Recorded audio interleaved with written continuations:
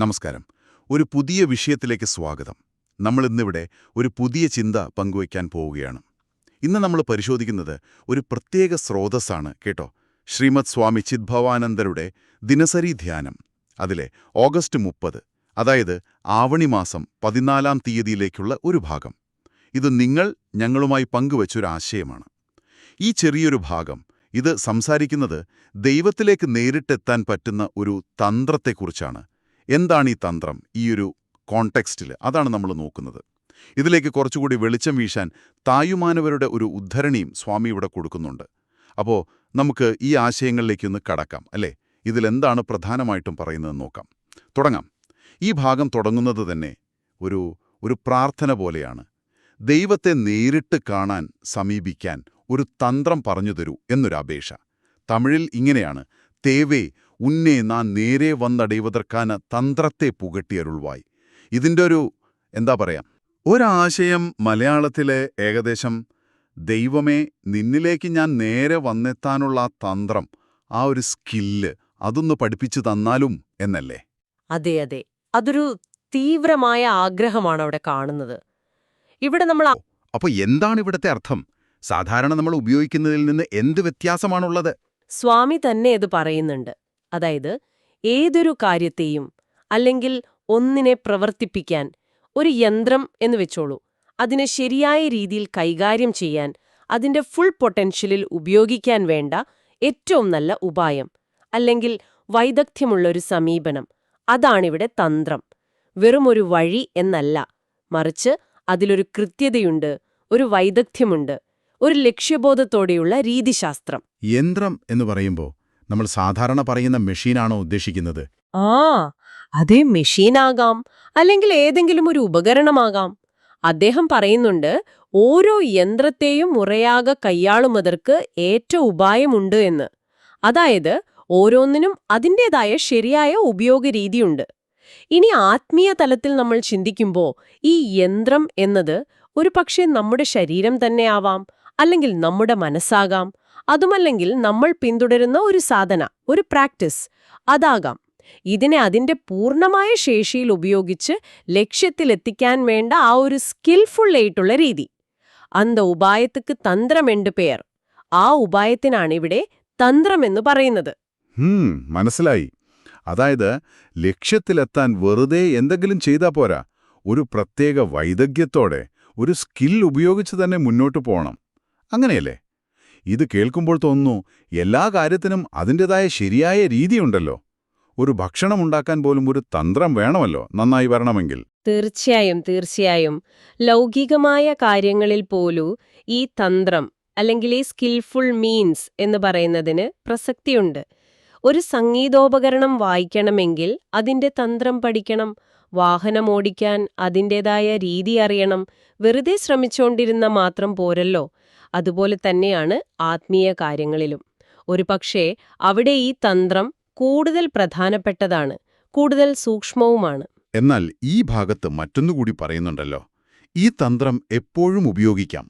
പക്ഷെ എപ്പോഴാണിത് ഏറ്റവും ഉത്തമമായ തന്ത്രം, അതായത് നല്ല തന്ത്രമായി മാറുന്നത്? അത് ഈശ്വരനു വേണ്ടി, ഇരൈവൻ പൊരുട്ട്, ഈശ്വരനെ ലക്ഷ്യമാക്കി ഉപയോഗിക്കുമ്പോഴാണെന്ന്. അതെന്താ അങ്ങനെ? ഈശ്വരനല്ലാത്ത മറ്റു കാര്യങ്ങൾക്കുപയോഗിച്ചാൽ അത് ഉത്തമം അല്ലാതാവുമോ? അതൊരു നല്ല പോയിന്റാണ്. ഒരു കത്തിയുടെ കാര്യം ആലോചിച്ചു നോക്കൂ. അതുകൊണ്ട് പച്ചക്കറി മുറിക്കാം, വേണമെങ്കിൽ ഒരു സർജറി ചെയ്യാം, അല്ലെങ്കിൽ മറ്റൊരാളെ ഉപദ്രവിക്കാനും ഉപയോഗിക്കാം. കത്തി ഒന്നേ ഉള്ളൂ, ഉപയോഗമാണ് അതിനെ നല്ലതോ ചീത്തയോ ആക്കുന്നത്. അതുപോലെ ഈ തന്ത്രം, ഈ വൈദഗ്ധ്യമുള്ള രീതി നമുക്ക് ലൗകിക നേട്ടങ്ങൾക്ക് വേണ്ടി ഉപയോഗിക്കാം, ശക്തി കാണിക്കാൻ ഉപയോഗിക്കാം, പലരും ചെയ്യുന്നുമുണ്ടാവാം.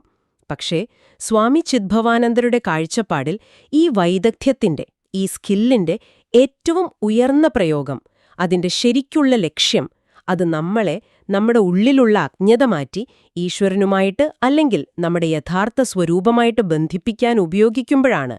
അപ്പോഴാണ് ആ തന്ത്രം ശരിക്കുമൊരു നല്ല തന്ത്രമാകുന്നത്. ലക്ഷ്യമാണ് ആ വഴിക്ക് മഹത്വം കൊടുക്കുന്നത് എന്ന് പറയാം. ശരിയാണ്. ലക്ഷ്യം വലുതാവുമ്പോൾ വഴിയും വലുതാകുന്നു. ഈയൊരു ആശയത്തിന് കൂടുതൽ വ്യക്തത നൽകാനാണോ തായ്മാനവരുടെ വരികൾ വരുന്നത്? അതെ, തായ്മാനവരുടെ ആ ചോദ്യം ഇതിനൊരു പുതിയ ഡയമെൻഷൻ കൊടുക്കുന്നുണ്ട്. ആ വരികൾ നമുക്കൊന്നുകൂടി നോക്കാം. ഊനാക നിൽക്കും ഉണർവൈ മറന്ന് തയ്യാനി താനാക നിൽക്കൊരു തന്ത്രം താനില്ലയോ. അതിലെ ആ ഊനാകെ നിൽക്കും ഉണർവ് എന്ന വാക്ക് അത് കൊള്ളാം. മാംസമായി നിൽക്കുന്ന ബോധം, നമ്മൾ സാധാരണ ഞാനീ ശരീരമാണ് എന്ന് കരുതുന്ന ആ ഒരവസ്ഥ, അതല്ലേ? കൃത്യം, അത് തന്നെ. അതാണ് നമ്മുടെ എല്ലാം നോർമൽ അനുഭവം. നമ്മൾ നമ്മളെ ഈ ശരീരമായിട്ടും മനസ്സായിട്ടുമാണ് കാണുന്നത്. ഈ ബോധം വിട്ടുപോവുകയുമില്ല. തായ്മാനവർ ചോദിക്കുകയാണ്, അയ്യാ, അല്ലയോ ദൈവമേ, ഈ ശരീരമാണ് ഞാൻ എന്ന ഭാവത്തിൽ ഇങ്ങനെ കുടുങ്ങിക്കിടക്കുന്ന ഈ അവസ്ഥയെ മറക്കാൻ, ഇതിനപ്പുറം പോകാൻ, എന്നിട്ട് അങ്ങേക്ക് അങ്ങയുടെ തനതായ രൂപത്തിൽ സ്വയം പ്രകാശിച്ചു നിൽക്കാൻ താനാകെ നിൽക്ക, അതിനൊരു തന്ത്രം, ഒരു വഴിയില്ലേ? ഇതൊരു വല്ലാത്ത ചോദ്യമാണ്. ഒരു നിലവിളി പോലെ തോന്നുന്നു. ഇത് കേൾക്കുമ്പോൾ നമ്മൾ ആദ്യം പറഞ്ഞ സ്വാമിയുടെ തന്ത്രം എന്ന ആശയത്തിന് ഈ ചോദ്യം നല്ല ആഴം കൊടുക്കുന്നുണ്ട്. അതായത്, ആ ശരീരബോധം എന്നൊരു തടവറയുണ്ടല്ലോ, അതിനെ പൊളിച്ച് പുറത്തുവരാൻ ഒരു പ്രത്യേക താക്കോല്, ഒരു തന്ത്രം വേണം. അത് തായ്മാനവർ തന്നെ മനസ്സിലാക്കുന്നു. ആ താക്കോൽ ഉപയോഗിച്ചാലേ ഈശ്വരനെ അവന്റെ തനതായ രൂപത്തിൽ നിൽക്കാൻ, അതായത് നമ്മുടെ അനുഭവത്തിൽ പ്രകാശിക്കാൻ പറ്റൂ. പക്ഷെ ഒരു ചെറിയ സംശയം, ഈശ്വരൻ എപ്പോഴും അവന്റെ രൂപത്തിൽ തന്നെയല്ലേ ഉള്ളത്? പിന്നെ എന്തിനാ ഈശ്വരന് നിൽക്കാനൊരു തന്ത്രം? ആഹാ, അത് വളരെ പ്രധാനപ്പെട്ട ഒരു കാര്യമാണ് ചോദിച്ചത്. ഈശ്വരൻ എപ്പോഴും അങ്ങനെ തന്നെയാണ്, സ്വയം പ്രകാശിച്ച് നിൽക്കുകയാണ്. സൂര്യൻ എപ്പോഴും പ്രകാശിക്കുന്നുണ്ട്. മേഘം വന്നാൽ നമുക്ക് കാണാൻ പറ്റില്ല എന്നേ ഉള്ളൂ. അതുപോലെ പ്രശ്നം നമ്മുടെ കാഴ്ചയ്ക്കാണ്, നമ്മുടെ ബോധത്തിനാണ്. നമ്മുടെ ഈ ഊനാക നിൽക്കും ഉണർവ്, ആ ശരീരബോധം എന്ന മേഘം ആ സത്യത്തെ നമ്മളിൽ നിന്ന് മറച്ചു പിടിക്കുന്നു. അപ്പോ തായ്മാനവർ ചോദിക്കുന്ന ആ തന്ത്രം ശരിക്കും ഈശ്വരനു വേണ്ടിയല്ല, അത് നമുക്ക് വേണ്ടിയാണ്. നമ്മുടെ ബോധത്തിലുള്ള ആ മറ മാറ്റാൻ, എന്നിട്ട് ഈശ്വരന്റെ ആ സ്വാഭാവിക പ്രകാശത്തെ താനാകെ അനുഭവിക്കാൻ പറ്റുന്ന ഒരു രീതി, ഒരു വഴി. അതിലൂടെ പോയാലേ ആ യഥാർത്ഥ അവസ്ഥ നമുക്ക് മനസ്സിലാക്കാൻ പറ്റൂ. ഓഹോ, അപ്പോൾ ആ തന്ത്രം ഒരു പാലം പോലെയാണ്. നമ്മളിലെ ഈ പരിമിതിയെ മറികടക്കാനുള്ള ഒരു പാലം. വെറുതെ ആഗ്രഹിച്ചോ പ്രാർത്ഥിച്ചോ മാത്രം ആ പാലം കടക്കാൻ പറ്റില്ല. അതിന് കൃത്യമായൊരു രീതി, ഒരു വൈദഗ്ധ്യം വേണം. അതാണ് സ്വാമിയും പറയുന്നത്, അല്ലേ? തീർച്ചയായും. അതാണ് ഈ ഭാഗത്തെ പ്രധാന ആശയം എന്ന് എനിക്ക് തോന്നുന്നു. ആത്മീയമായ വളർച്ച എന്നത് യാദൃച്ഛികമായി എന്തോ ഭാഗ്യം പോലെ സംഭവിക്കുന്ന ഒന്നല്ല. അതിന് വ്യക്തമായ ഒരു ലക്ഷ്യത്തോടുള്ള വൈദഗ്ധ്യമുള്ള ഒരു സമീപനം, ആ തന്ത്രം അത്യാവശ്യമാണ്. വെറുതെ കുറെ കാര്യങ്ങൾ ചെയ്തുകൊണ്ടിരുന്നിട്ട് കാര്യമില്ല. എന്ത് ചെയ്യുന്നു എന്നതിനേക്കാൾ ചിലപ്പോൾ എങ്ങനെ ചെയ്യുന്നു എന്നതിനാവും പ്രാധാന്യം. ശരിയായ ലക്ഷ്യം, ഈശ്വര സാക്ഷാത്കാരം, അതിനുവേണ്ടി ശരിയായ ഉപകരണം, തന്ത്രം, രീതി, അത് സ്കിൽഫുള്ളായി ഉപയോഗിക്കണം. ഈ വൈദഗ്ധ്യമുള്ള സമീപനം എന്ന് പറയുമ്പോൾ എന്താണ് അതുകൊണ്ടുദ്ദേശിക്കുന്നത്? നമ്മൾ സാധാരണ കേൾക്കുന്ന ഭക്തി, ജ്ഞാനം, കർമ്മം, യോഗം, ഈ വഴികളിൽ നിന്ന് ഇത് വേറിട്ട് നിൽക്കുന്ന ഒന്നാണോ? അതോ ഈ വഴികളിലൊക്കെ തന്നെയുള്ള ഒരു പ്രധാന ഘടകമാണോ ഈ തന്ത്രം? അതൊരു നല്ല ചോദ്യമാണ്. തന്ത്രം എന്നതിനെ ഒരു പ്രത്യേക വഴി മാത്രമായി കാണണ്ട. മിക്കവാറും ഏത് വഴി തെരഞ്ഞെടുത്താലും, അത് ഭക്തിയാകട്ടെ ജ്ഞാനമാകട്ടെ, അതിൽ വേണ്ട ഒരു രീതിയുടെ പ്രാധാന്യം, ഒരു വൈദഗ്ധ്യത്തിന്റെ ആവശ്യകത, അതിനെ എടുത്തു കാണിക്കുന്നൊരു വാക്കായിട്ട് ഇതിനെ കാണാം. ഇപ്പോൾ നിങ്ങൾ ഭക്തിമാർഗമാണ് സ്വീകരിക്കുന്നതെന്ന് വെക്കുക. വെറുതെ പൂജ ചെയ്തോ നാമം ജപിച്ചോ മാത്രം ചിലപ്പോൾ കാര്യമുണ്ടാവില്ല. മനസ്സിനെ എങ്ങനെ ലോകകാര്യങ്ങളിൽ നിന്ന് മാറ്റി ഭഗവാനിൽ നിർത്തണം, നമ്മുടെ വികാരങ്ങളെ എങ്ങനെ നിയന്ത്രിച്ച് അതിനെ ഭക്തിയാക്കി മാറ്റണം, ഇതിനൊക്കെ അതിൻ്റേതായ തന്ത്രങ്ങളുണ്ട്. അത് ഒരു ഗുരുവിൽ നിന്നോ ശാസ്ത്രങ്ങളിൽ നിന്നോ ഒക്കെ പഠിക്കണം. ഇനി ജ്ഞാനമാർഗമാണെങ്കിലോ, വേദാന്തം കേട്ടതുകൊണ്ടോ ശ്രവണം വായിച്ചതുകൊണ്ടോ മാത്രമായില്ല. കേട്ട കാര്യങ്ങൾ യുക്തി ഉപയോഗിച്ച് ചിന്തിച്ചുറപ്പിക്കണ്ടേ, മനനം. ആ ഉറച്ച ബോധത്തിൽ എപ്പോഴും മനസ്സിനെ നിർത്തണ്ടേ, നിധിധ്യാസനം. ഈ മനനത്തിനും നിധിധ്യാസനത്തിനും അതിൻ്റേതായ രീതികളുണ്ട്. സ്കിൽ വേണം, അതുമൊരു തന്ത്രമാണ്. കർമ്മയോഗത്തിലാണെങ്കിലോ ഫലമിച്ഛിക്കാതെ ഈശ്വരാർപ്പണമായിട്ട് ഒരു കർമ്മം ചെയ്യാനുള്ള തന്ത്രം, അത് പഠിക്കണം. അപ്പോൾ ഈ തന്ത്രം എന്നത് എല്ലാ സാധനാവഴികളുടെയും ഒരു പ്രാക്ടിക്കൽ റിസൾട്ട് ഓറിയന്റഡ് ഭാഗത്തെയാണ് കാണിക്കുന്നത്. അപ്പോൾ തന്ത്രം എന്നത് ഒരു ഇന്റേണൽ എഞ്ചിനീയറിംഗ് പോലെയാണോ? നമ്മുടെ മനസ്സിനെയും എനർജിയെയും ഒക്കെ ഏറ്റവും എഫിഷ്യൻ്റായിട്ട് ലക്ഷ്യത്തിലേക്ക് വിടാനുള്ളൊരു സയൻസ്. ആ ഒരു താരതമ്യം ഒരു പരിധിവരെ ശരിയാണ്. നമ്മുടെ മനസ്സ്, ഇന്ദ്രിയങ്ങൾ, ചിന്തകൾ, വികാരങ്ങൾ ഇതൊക്കെ വലിയ എനർജിയാണ്. ഇതിനെ വെറുതെ വിട്ടാൽ ഇത് പല വഴിക്കും പോകും, ചിതറിപ്പോകും. എന്നാൽ ശരിയായൊരു തന്ത്രം ഉപയോഗിച്ച് ഇതിനെ പോസിറ്റീവായി ചാനലൈസ് ചെയ്താൽ, ഏകാഗ്രമാക്കിയാൽ അതൊരു വലിയ ശക്തിയാണ്. ആ ശക്തിയെ ഈശ്വരനിലേക്ക് തിരിച്ചുവിടുക, അതാണ് ആത്മീയ സാധനയിലെ ഒരു വെല്ലുവിളി. അതിനാണ് വൈദഗ്ധ്യമുള്ള ഒരു രീതി, ഒരു തന്ത്രം വേണ്ടിവരുന്നത്. ഒരു നല്ല ഡ്രൈവർ വണ്ടിയെ ലക്ഷ്യത്തിലെത്തിക്കുന്നത് പോലെ. ഈ സംസാരത്തിൽ നിന്ന് എനിക്ക് പിടികിട്ടുന്ന ഒരു പ്രധാന കാര്യം എന്താന്ന് വെച്ചാൽ, ആത്മീയത എന്നത് വെറും വിശ്വാസമോ അനുഷ്ഠാനമോ അറിവോ മാത്രമല്ല. അതൊരു പ്രാക്ടീസാണ്. നിരന്തരം ചെയ്ത് നേടേണ്ട ഒരു വൈദഗ്ധ്യം, ഒരു സ്കിൽ കൂടിയാണ്. ആ സ്കില്ലിന്റെ പ്രാധാന്യമാണ് ഈ തന്ത്രം എന്ന വാക്കിലൂടെ ഇവിടെ പറയുന്നത്. ഇത് നമ്മൾ പലപ്പോഴും അത്ര ശ്രദ്ധിക്കില്ല.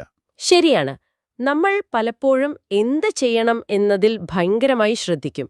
പക്ഷേ എങ്ങനെ ചെയ്യണമെന്നതും അത്ര തന്നെ, ചിലപ്പോൾ അതിനേക്കാളും പ്രധാനമാണ്.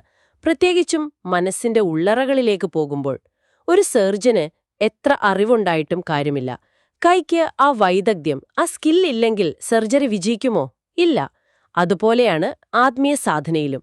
അറിവ് വേണം, അതോടൊപ്പം ആന്തരികമായ ഒരു വൈദഗ്ധ്യം, ഒരു തന്ത്രം വേണം. അപ്പോൾ നമുക്ക് ഈ ചർച്ചയുടെ പ്രധാന ആശയങ്ങൾ ഒന്നുകൂടി ഒന്ന് ഓർത്തെടുക്കാം. സ്വാമി ചിദ്ഭവാനന്ദരുടെ ഈ ഭാഗം നമ്മളെ ഓർമ്മിപ്പിക്കുന്നത് തന്ത്രം എന്നത് ഏതോ മാന്ത്രിക വിദ്യ അല്ല, മറിച്ച് ഈശ്വരനെ അറിയുക എന്ന ഏറ്റവും വലിയ ലക്ഷ്യത്തിലെത്താൻ വേണ്ട വൈദഗ്ധ്യമുള്ള, ലക്ഷ്യബോധത്തോടെയുള്ളൊരു രീതിയാണ്, ഒരു ഉപായം.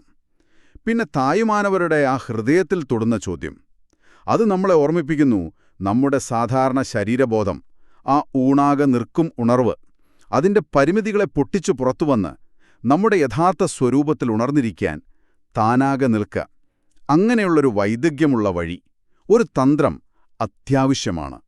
അത് കണ്ടെത്താനും അത് പ്രയോഗിക്കാനുമുള്ള ആ ഒരു ആഗ്രഹം, അതാണ് ആത്മീയ അന്വേഷണത്തിന്റെ കാതൽ. ഈ ചർച്ച ഇവിടെ നിർത്തുമ്പോൾ ഒരു ചിന്ത നിങ്ങൾക്കായി പങ്കുവയ്ക്കാം. നമ്മൾ സാധാരണ നമ്മുടെ ലക്ഷ്യങ്ങളിലാണല്ലോ കൂടുതൽ ശ്രദ്ധിക്കാറ്, അല്ലേ? അത് പഠിക്കുന്ന കാര്യത്തിലായാലും ജോലിയിലായാലും എന്തിലായാലും, ആത്മീയ ജീവിതത്തിലായാലും. എന്നാൽ ഈ സ്രോതസ്സിൽ പറയുന്ന പോലെ ലക്ഷ്യത്തിൽ മാത്രം ഫോക്കസ് ചെയ്യാതെ ആ ലക്ഷ്യത്തിൽ എത്താനുള്ള രീതി, ആ തന്ത്രം, ദ ഹൗ, അതിൽ കൂടുതൽ ശ്രദ്ധയും വൈദഗ്ധ്യവും കൊടുത്താൽ അതു നിങ്ങളുടെ അപ്രോച്ചിലും അനുഭവത്തിലും എന്തു മാറ്റം കൊണ്ടുവരും? ഒന്ന് ആലോചിച്ചു നോക്കൂ. പരീക്ഷ പാസ്സാകണമെന്ന ലക്ഷ്യം മാത്രം മനസ്സിൽ വെക്കാതെ കാര്യങ്ങൾ ഏറ്റവും നന്നായി മനസ്സിലാക്കാനും ഓർക്കാനും പറ്റുന്ന രീതി ഏതാണ്, ആ തന്ത്രം എന്താണെന്ന് കണ്ടെത്തി അതിൽ ശ്രദ്ധിച്ചാൽ എങ്ങനെയിരിക്കും?